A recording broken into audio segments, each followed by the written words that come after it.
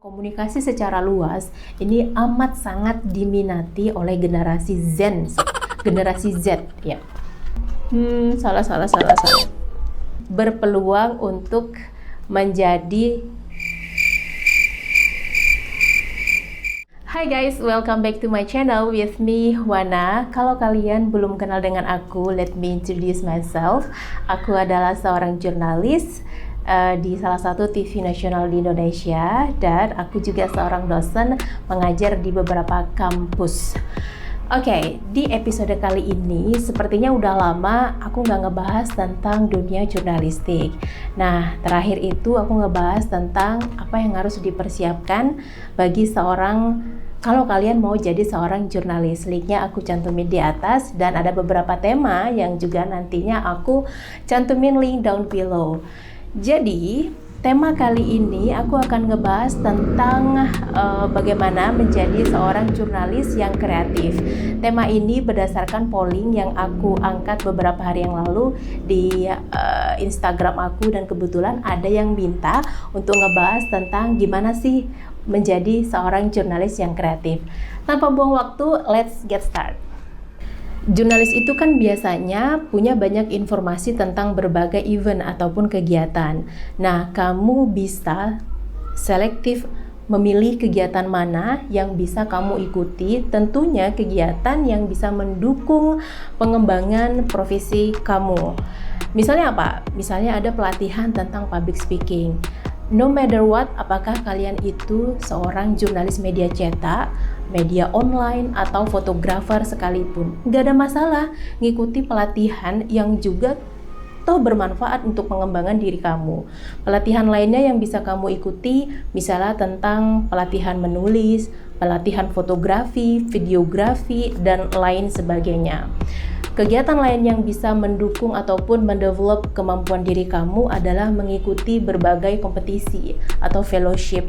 Nah, fellowship ini amat sangat bermanfaat untuk mengukur sejauh mana kemampuan kalian di bidang jurnalistik. Why not? Selain kalian punya pengalaman, kemudian menambah kurikulum vitae, terus kamu dapat reward lagi. Kamu dapat duit dari fellowship tersebut. Iya kan? Kenapa enggak? Oke, yang kedua adalah timbulkan minat untuk kuliah lagi. Kenapa saya katakan ini? This is based on true story. Jadi, aku sempat sharing dengan beberapa senior atau mereka yang juga sharing dengan aku, yang menyatakan bahwasanya aku nyesel nggak kuliah lagi, Wana. Sekarang usia aku sudah 40 tahun lebih. Kontribusi apa yang bisa aku lakukan untuk dunia jurnalistik? Iya dong. Nah, kenapa aku bilang kuliah? Sebagian orang bilang nggak perlu kuliah. Jadi jurnalis itu cukup memiliki skill nulis, bisa fotografi, dan lain sebagainya. Itu adalah zaman ketika kamu mungkin masih SD ataupun masih SMP. Aku tidak katakan sebuah keharusan ya, tetapi sebaiknya upgrade diri kalian di bidang pendidikan. Nggak ada salahnya kuliah ngelanjut S2 atau ngambil beasiswa ke luar negeri, karena ada banyak sekali peluang yang diberikan oleh pemerintah maupun pemerintah negara asing yang juga memberikan peluang bagi siapapun untuk kuliah lagi, belajar lagi, mau itu di dalam negeri maupun di luar negeri. Karena dengan mengupgrade diri di dunia pendidikan, maka kalian berpeluang untuk berkontribusi di dunia pendidikan itu sendiri. Ya kali punya pengalaman banyak di bidang jurnalistik, terus pengalamannya mau dikemanain kalau enggak di-share, dibagikan kepada adik-adik mahasiswa atau sebuah komunitas yang memang interest di bidang jurnalistik. Kenapa enggak? Berbagi itu kan indah. Tips yang ketiga menjadi seorang jurnalis yang kreatif adalah profesi jurnalis juga menghasilkan income personal. Bagi kalian yang memiliki skill, misalnya menjadi MC atau menjadi seorang moderator atau harus ngeliat kopekan.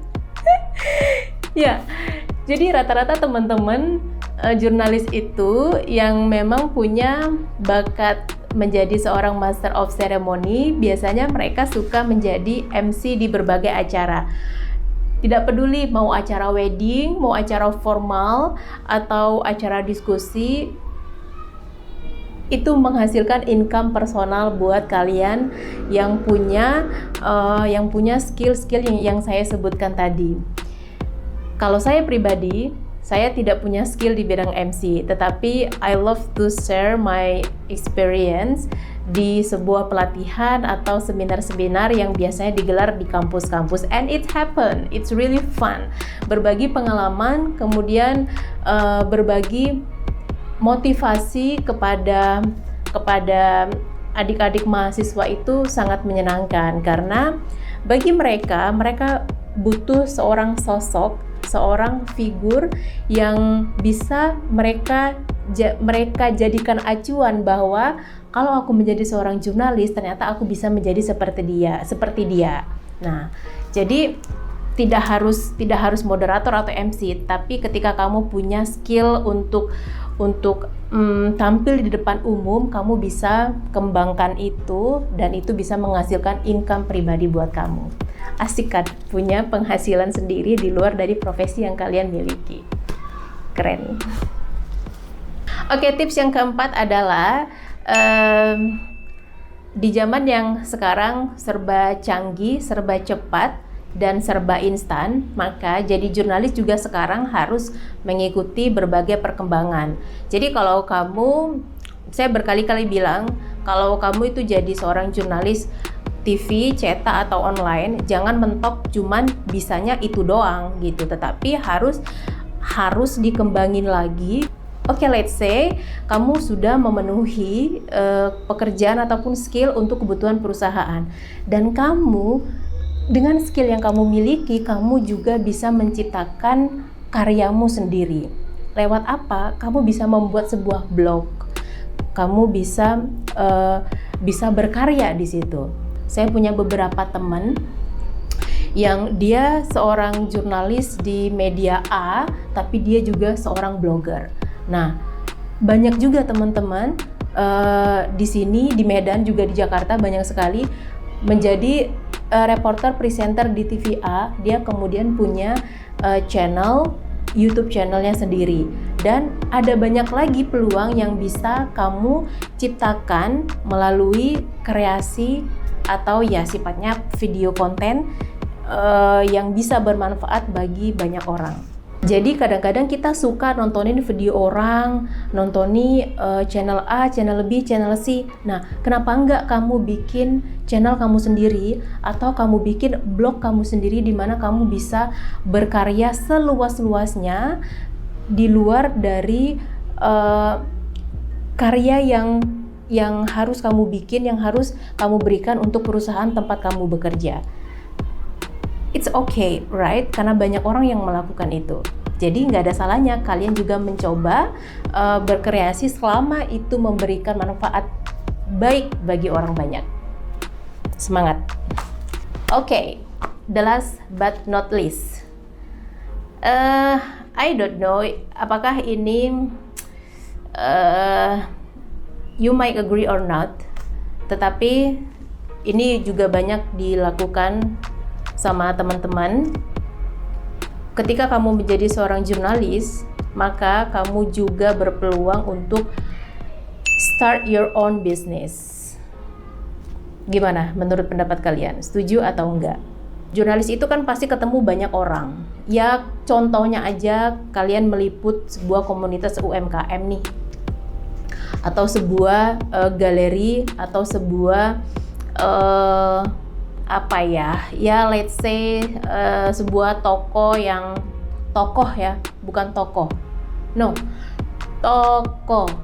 nggak pakai ya, katakan ada sebuah toko yang kalian liput yang menjual souvenir dan lain sebagainya, dan ternyata itu berpeluang untuk untuk memulai bisnis kamu dengan cara membantu penjualannya. Itu kan nggak pakai modal, ya kan? Nggak pakai modal kan? Let's say katakan menjadi seorang reseller dulu. It's okay, itu pekerjaan yang halal gitu. selama itu memang diniatkan untuk sebuah bisnis yang halal. How to say?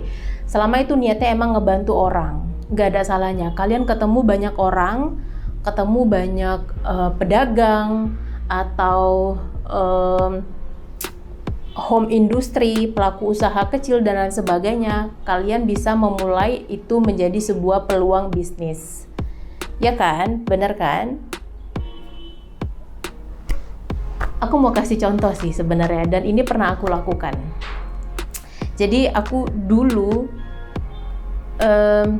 pernah berencana untuk, karena aku suka keliling daerah, ketemu, I don't know, I really like, aku suka ketemu dengan orang-orang baru, ngobrol, sharing, dan apa yang bisa dibikin dari pertemuan tersebut gitu. Jadi waktu itu aku berpikir seperti ini, mudah-mudahan ini menjadi inspirasi juga buat kalian. It's okay. This is my idea, but it's okay kalau kalian mau pakai. Jadi ketika ke daerah A, B, C, dan D, daerah ini kan setiap daerah itu punya kearifan lokal, punya ya katakan punya oleh-oleh khas nih, oleh-oleh khas dari daerah. Let's say kopi, atau ikan teri, atau keripik dan lain sebagainya. Nah waktu itu aku punya ide pingin membuat sebuah marketplace yang ngejual produk-produk unggulan lokal Sumatera Utara yang punya punya expired yang lama gitu. Jadi bukan makanan-makanan yang expirednya itu dalam waktu 1-2 hari, tapi expirednya lama. Jadi itu menjadi peluang gitu ketika kalian punya jaringan atau punya teman-teman UMKM yang bisa kalian bantu untuk memasarkan produk mereka, untuk kalian jualkan dengan cara kalian. Apakah direct selling atau through social media, online shop, dan lain sebagainya. Tapi itu adalah sebuah peluang. Sempat dilakukan tapi I'm not focused on that karena waktu itu kuliah dan lain sebagainya. Nah, jadi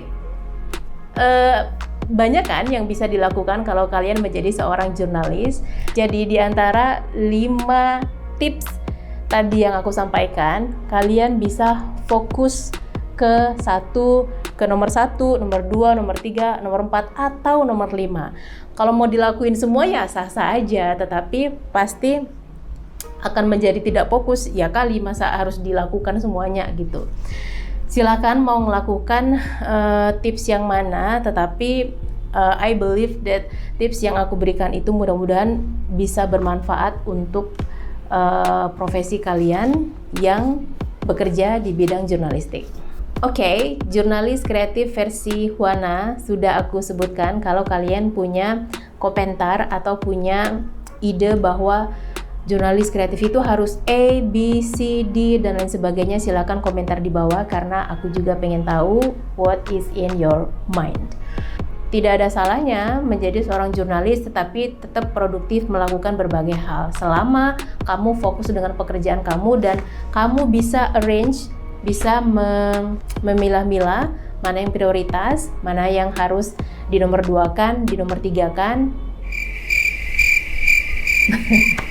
Ya maksudnya pekerjaan mana yang harus diprioritaskan dan mana yang bisa di nomor 2-kan. Pekerjaan ini ceritanya, bukan yang lain.